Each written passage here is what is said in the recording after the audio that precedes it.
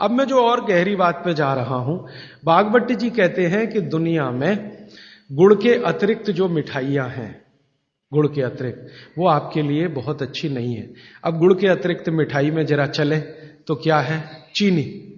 आज के समय में, बागभट्ट जी के समय चीनी नहीं थी, इसलिए उन्होंने उस पर कोई सूत्र नहीं लिखा, क्योंकि उन्हें कोई कल्पना भी नहीं थी कि चीनी बना लेगा आदमी। अब ये चीनी बहुत खराब है।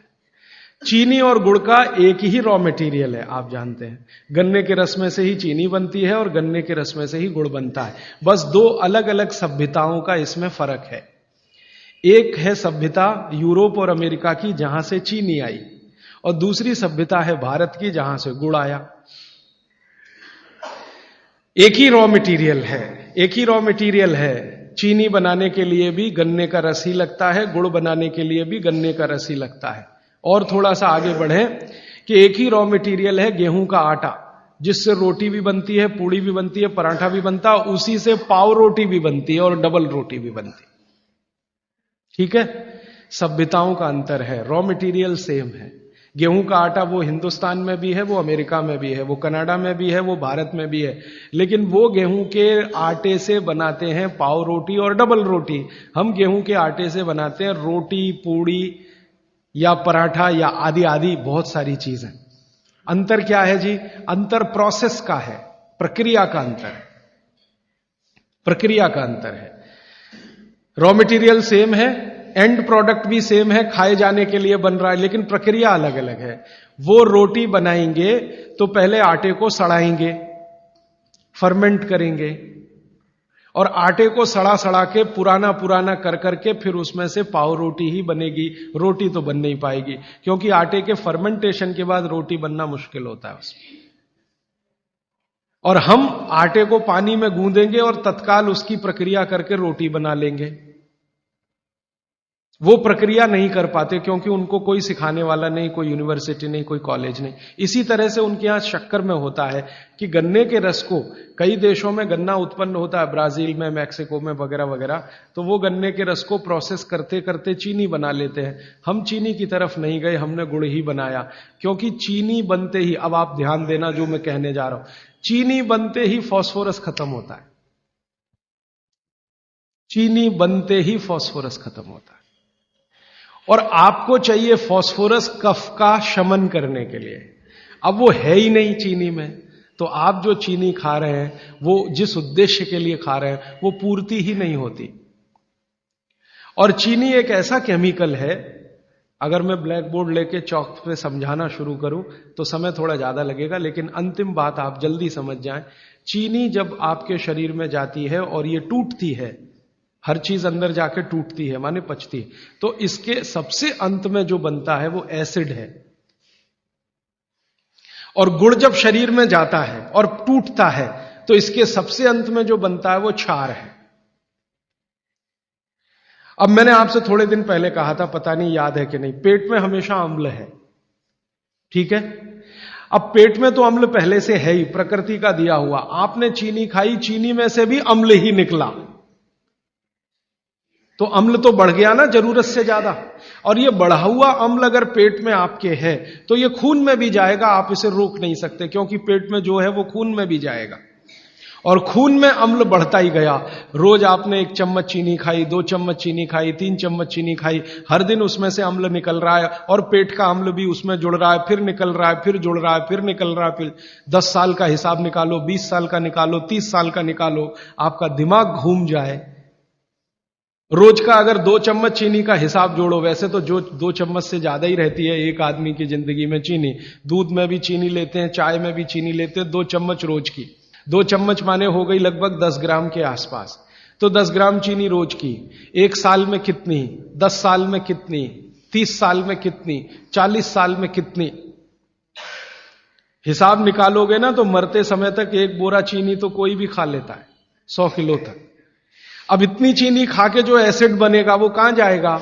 बेचारा आपका किडनी जितना निकाल सकता है वो निकालने की कोशिश करेगा, लेकिन सब नहीं निकाल पाया, तो ये रक्त में ही रहेगा। और यही एसिड है जो वात के रोग आपको पैदा करेगा। तो इसलिए चीनी और गुड़ एक ही चीज में से बनने वाली 2 मीठी वस्तुएं हैं, लेकिन गुड़ में क्या है, गुड़ जब आप खाएंगे, फास्फोरस किसी भी चीज में रहे क्षारपण ही रखता है वो उस चीज को, माने उसमें एल्केलाइन की प्रॉपर्टी ही रहती है।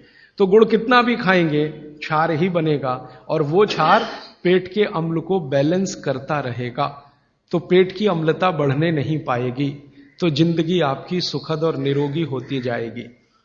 अब इसको और एक तरीके से समझाता हूं। गुड़ और चीनी पे जब हमने एक्सपेरिमेंट किए तो पता चला चीनी को पचाने के लिए पूरे शरीर को वैसी ही ताकत लगानी पड़ती है जैसी ठंडे पानी को पचाने के लिए लगती है। पूरा शरीर झुक जाता है तब चीनी जाके पचती है, और सबसे देर में पचती है। आपने जो दाल खाई है वो पच जाएगी, गेहूं पच जाएगा, चना पच जाएगा, मटर पच जाएगी, चीनी सबसे अंत में जाके पचेगी, और उसको पचाना पड़ता है। लेकिन गुड़ दुनिया में ऐसी अद्भुत चीज है जो बनाई हिंदुस्तानियों ने, कि गुड़ सबको पचा देता है। गुड़ तो सब चीज को पचा देता है, चीनी को पचाना पड़ता है। मेरी बात समझ में आ रही है आपको? गुड़ हर चीज को पचा देगा, खुद ताकत लगा देगा। आपने गुड़ के साथ कुछ भी खाया है वो सब चीजें गुड़ पचा देगा, लेकिन चीनी को पचने के लिए पूरी ताकत लगती है। तो चीनी जब पचेगी तो दूसरी चीजों को तकलीफ कर देती है। तो इसलिए बेहतरीन है कि गुड़ खाइए, जिंदगी भर कफ के रोग आपको नहीं आएंगे। फिर अंत में वही सवाल, मिलता नहीं जी, ये रोना बंद कर दीजिए। दुनिया में हर चीज मिलती है, जहर भी है, अमृत भी है, आपको क्या चाहिए? और आज की दुनिया है ना, आज की दुनिया माने आज का मार्केट, माने आज की इकोनॉमिक्स, वो बायर्स इकोनॉमिक्स है, कंज्यूमर्स इकोनॉमिक्स है। बायर्स मार्केट है, कंज्यूमर मार्केट है। माने जो ग्राहक मांग करेगा वही चीज बाजार में टिकेगी, ग्राहक मांग ही नहीं करेगा तो वो टिकने वाली ही नहीं है। तो आप मांग करना शुरू करो, जी गुड़ चाहिए, गुड़ चाहिए, गुड़ चाहिए, तो आप में से ही कई लोग खड़े हो जाएंगे, बोलो कितना चाहिए। मैं कोल्हापुर जाके आता हूं, गुड़ वाले से बात करके आता हूं, हमारा गुड़ जो है हमें सफेद नहीं चाहिए, हमें तो वो वाला गुड़ चाहिए जो काला का। कोई कहेगा मैं बिहार जाके आता हूं, गुड़ वाले से बात। जहां जहां गुड़ बनने के बड़े केंद्र हैं, बिहार बहुत बड़ा केंद्र है, गन्ना होता है, कर्नाटक में बहुत गन्ना है, महाराष्ट्र तो गन्ने का सबसे बड़ा केंद्र है हिंदुस्तान में। आपका महाराष्ट्र आपके बॉर्डर पे ही है, आंध्र प्रदेश में बहुत गन्ना है, तमिलनाडु में भी गन्ना है, कई इलाके तमिलनाडु में गन्ने के। जहां जहां गन्ना होता है वहां गुड़ बन सकता है।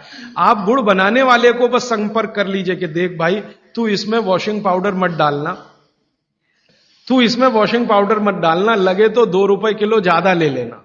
तो वो जो 2 रुपए किलो का लालच है वो ही उसको ईमानदार बना देगा। आप ले लो उससे। वो कहता है जी मेरा गुड़ 15 रुपए किलो, आपको मैं 17 रुपए किलो ले लूंगा, तुम इसमें ये जहर मत डालना। और वो 2 रुपए किलो आपने जो ज्यादा दिया वो जिंदगी के लिए कोई घटिया सौदा नहीं है, बहुत फायदे का सौदा है। तो गुड़ बनाने वाले इस देश में आज भी हजारों की, लाखों की संख्या में है, गांव गांव में है। आप उनसे संपर्क कर लीजिए और कोई एक गुड़ का केंद्र ही शुरू कर दीजिए। आपके आपस में सब लोगों को, जितने कम से कम 500-700 लोग यहां बैठे हैं, इतने घरों के लिए गुड़ आ सकता है, जरूरत के हिसाब से आपको उपलब्ध हो सकता है। तो ये मत कहिए कि मिलता नहीं, हर चीज इस देश में मिलती है, छोटे छोटे गांवों में भी उपलब्ध है। कुछ लोग गुड़ खाइए, कुछ लोग काकवी खाइए, माने जिसको राब कहते हैं। जितना जाड़े का समय है ना, नवंबर, दिसंबर, जनवरी, फरवरी तक राब भरपूर खा सकते हैं। दही में राब खाइए, दूध में राब खाइए, हलवा राब का बनाइए, गुड़ का हलवा बनाइए, गुड़ दही में खाइए, गुड़ दूध में खाइए। अब गुड़ को दूध और दही में खाने का नियम है, वो बागवट जी कहते हैं। वो कहते हैं जी दही में मिला के गुड़ खाया जाए, दही में मिला के गुड़ खाइए, दूध में गुड़ कभी मत मिलाइए, दूध में गुड़ कभी मत मिलाइए, दही में मिला के खाइए। तो दूध में कैसे खाएंगे जी? दूध में ऐसे खाएंगे कि पहले गुड़ खा लीजिए, पीछे से दूध पी लीजिए, या दूध पी लिया पीछे से थोड़ा गुड़ खा लीजिए। दूध में गुड़ मिला नहीं सकते, और दही में कभी भी बिना मिलाए मत खाइए। आप में से कोई बिहार वाले हैं ना, तो वहां पर एक बहुत बढ़िया व्यंजन मिलता है, उसका नाम है दही चूड़ा। दही चूड़ा ही कहते हैं, चूड़ा।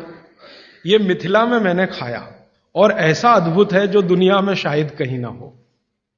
मिथिला में, मिथिला माने एक एरिया है बिहार का, करीब 8-10 जिले उसमें आते हैं।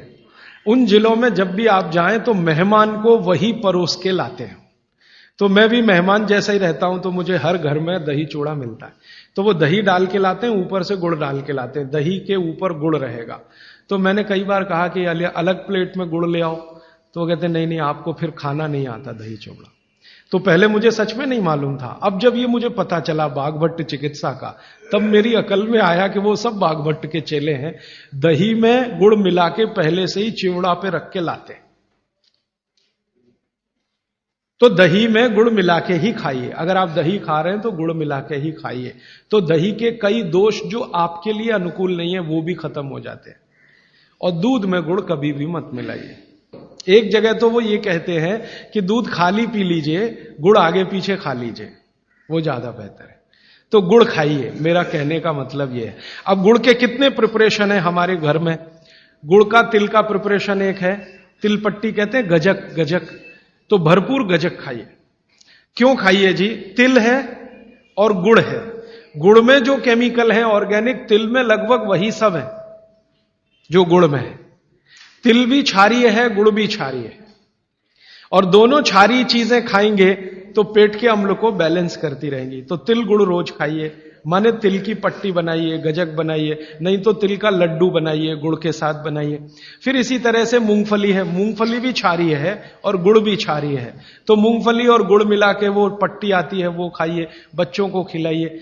और आपके पास जो भी प्रिपरेशन है गुड़ तिल के, गुड़ मूंगफली के, वो सब बनाइए। और ये जो 3-4 महीने हैं, नवंबर, दिसंबर, जनवरी, फरवरी तक भरपेट खाइए, भरपूर खाइए, क्योंकि इस समय आपके शरीर को इन्हीं की जरूरत है। तो कफ जिंदगी से बहुत दूर रहेगा। तिल खा रहे हैं, गुड़ खा रहे हैं, मूंगफली खा रहे हैं, कफ बढ़ने की बिल्कुल संभावना नहीं। तो जिंदगी में कफ के रोग आने की संभावना नहीं।